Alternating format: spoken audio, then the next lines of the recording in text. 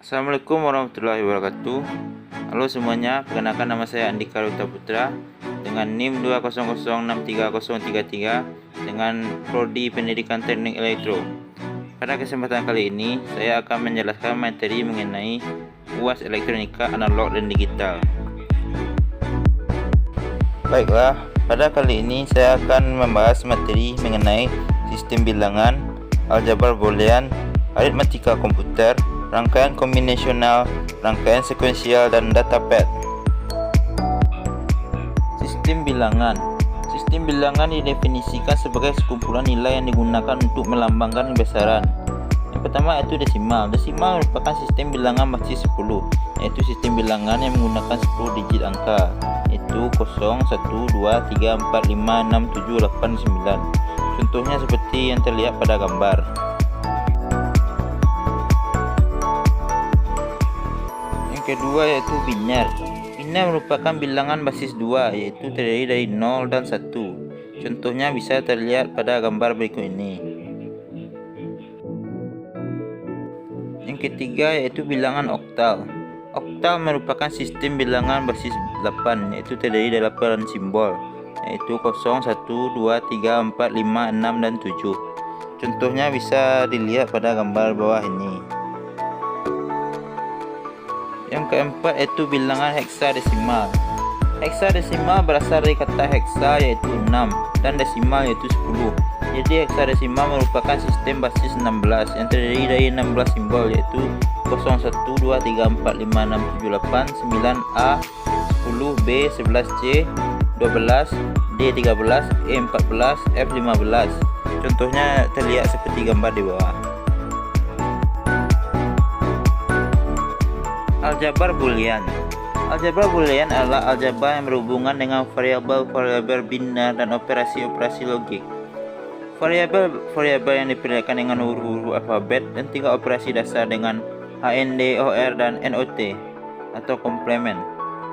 Fungsi boolean atau fungsi biner adalah pemetaan dari B pangkat N ke B melalui ekspresi boolean. Kita menulisnya sebagai F sama dengan B pangkat N yaitu B. Yang dalam hal ini B pangkat N adalah himpunan yang beranggotakan pasangan berturut ganda N, order N tuple di dalam daerah asal B.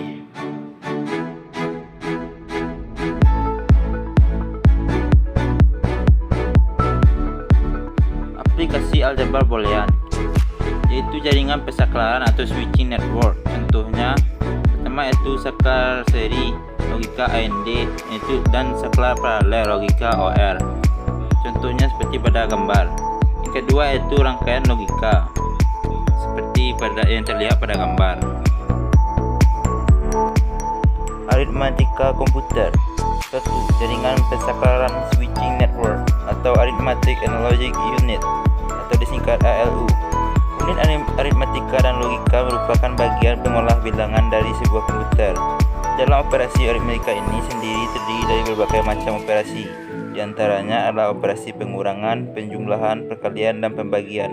Rangkaian utama yang digunakan untuk melakukan penghitungan ALU adalah adder. Jenis-jenis aritmatika terdapat 2 macam jenis, yaitu aritmatika biner. Ciri-cirinya yaitu titik atau tetap. Selanjutnya rentang bilangan lebih luas, titik mengambang, dan kompleks. Sementara yang kedua yaitu aritmatika desimal.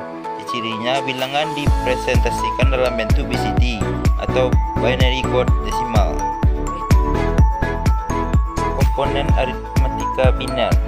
Komponen aritmatika biner diantaranya itu flip-flop merupakan media penyimpanan biner. Kedua, register adalah sekumpulan flip-flop. Ketiga, gate adalah sirkuit logika diantaranya NOT, OR, AND, XOR.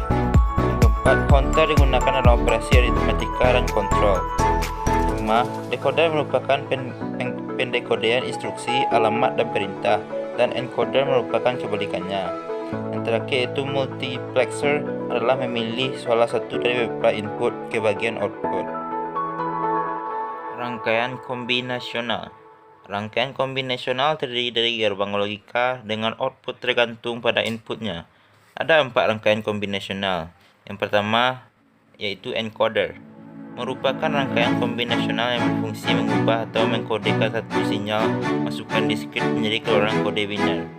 Kedua, suatu kombinasi masukan hanya mewakili satu kombinasi keluaran. Syarat perancangan sebuah encoder yaitu M kecil dari 2N. M maksudnya di sini yaitu kombinasi masukan dan N maksudnya yaitu jumlah bit keluaran. Kedua yaitu decoder. Rangkaian decoder merupakan kebalikan dari rangkaian encoder, yaitu mengubah kode biner menjadi sinyal diskret. Syarat perancangan decoder yaitu M kecil dari N2.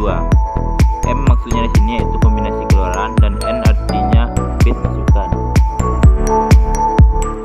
Yang ketiga yaitu multiplexer. Multiplexer atau MUX adalah alat atau komponen elektronika yang bisa memilih input yang akan diteruskan ke bagian output. Terdapat bagian kontrol atau kendali select yang menentukan input mana yang akan diteruskan sebagai output. Empat yaitu the multiplexer. The multiplexer atau DMUX adalah kebalikan dari multiplexer atau MUX. Jumlah masukan pada DMUX hanya satu, tetapi memiliki jumlah keluaran atau output yang banyak. Sinyal pada bagian input ini akan disalurkan ke bagian output atau channel, yang mana tergantung dari kendali pada bagian selectnya. Rangkaian sekuensial merupakan rangkaian yang kondisi keluarannya dipengaruhi oleh masukan dan keadaan keluaran sebelumnya, atau dapat dikatakan rangkaian yang bekerja berdasarkan urutan waktu. Ciri dari rangkaian sekuensial ini yang utama adalah adanya jalur umpan balik atau feedback di dalam rangkaiannya. Rangkaian sekuensial dapat dibedakan menjadi rangkaian sekuensial sinkron dan rangkaian sekuensial asinkron. Yang pertama yaitu flip-flop. Flip-flop adalah rangkaian utama dalam logika sekuensial. Counter, register, memori, serta rangkaian sekuensialnya lainnya disusun dengan menggunakan flip-flop sebagai komponen utama. Ciri utama dari flip-flop adalah keluaran key dan key aksen adalah selalu berlawanan atau stabil. Jika key sama dengan 0, maka key aksen sama dengan 1. Jika key sama dengan 1, maka key aksen sama dengan 0. Karena kondisi dua keadaan stabil ini, rangkaian flip-flop dinamakan juga dengan rangkaian bistabil. Jenis-jenis flip-flop. Flip-flop terdapat 4 jenis. Yang pertama yaitu RS flip-flop. Flip-flop ini terdiri dari dua masukan yaitu S dan R, serta dua keluarannya yaitu key dan key. Kondisi set adalah kondisi ketika key berlogika 1, sedangkan kondisi reset adalah kondisi ketika key berlogika 0. Yang kedua yaitu JK flip-flop, merupakan penyempurnaan dari flip-flop RS pada kondisi masukan J sama dengan 1 dan K sama dengan 1, membuat kondisi keluarannya berlawanan dengan kondisi keluaran berlawanan dengan kondisi keluaran sebelumnya. Yang ketiga yaitu D flip-flop, merupakan flip-flop RS yang memaksa untuk memiliki satu masukan dengan R selalu berlawanan dengan S, sehingga kondisi SR masukan sama tidak akan pernah terjadi. Yang keempat yaitu flip-flop T. Flip-flop T atau flip-flop toggle adalah flip-flop JK yang kedua masukannya J dan K digabungkan menjadi satu sehingga hanya ada satu jalan masuk. Karakteristik dari flip-flop ini adalah kondisi keluaran akan selalu toggle atau berlawanan dengan kondisi sebelumnya. Apabila diberikan masukan logika 1, sementara itu kondisi keluaran akan tetap atau sama dengan kondisi keluaran sebelumnya bila diberi masukan logika 0. Selanjutnya yaitu counter. Rangkaian counter atau penghitungan adalah logika sekuensial yang dapat dipergunakan untuk menghitung jumlah pulsa masuk dan dinyatakan dengan bilangan biner. Sesuai dengan namanya, 4 bit binary counter adalah suatu rangkaian logika yang terdiri dari 4 flip-flop yang mampu melaksanakan penghitungan sampai bilangan 16. Dan selanjutnya yaitu register. Register adalah memori berukuran sangat kecil dengan kecepatan akses sangat tinggi. Register digunakan untuk menyimpan data dan instruksi yang sedang diproses. Sementara itu, data dan instruksi lainnya yang menunggu giliran diproses akan disimpan dalam main memory. Selanjutnya yaitu memori. Memori adalah pusat dari operasi pada sistem komputer modern, berfungsi sebagai tempat penyimpanan informasi yang harus diatur dan dijaga sebaik-baiknya. Memori adalah array besar dan array word atau byte yang disebut alamat. Selanjutnya yaitu Asynchronous State Machine atau ASM, merupakan bagian dari sequential circuit yang terdiri dari input, output, dan bagian internal di dalam sirkuit synchronous sequential. Perbedaan bagian internal synchronous state dengan asynchronous state terletak pada clock pulse-nya. Pada asynchronous state tidak terdapat clock pulse. Datapad. Datapad atau alur data merupakan sekumpulan register, yaitu register tambahan dan register penghubung. Kumpulan register ini berfungsi untuk melakukan atau sebagai jalan untuk proses eksekusi suatu instruksi secara keseluruhan, termasuk ke dalam instruction set. Blok fungsional datapad. Register instruksi penyimpan instruksi saat akan dieksekusi. Program counter atau PC menyimpan alamat instruksi berikutnya yang akan diambil. Memory Address Register atau MER adalah register yang menyimpan alamat memori dari mana data akan diambil ke CPU atau alamat untuk data yang akan dikirim dan disimpan.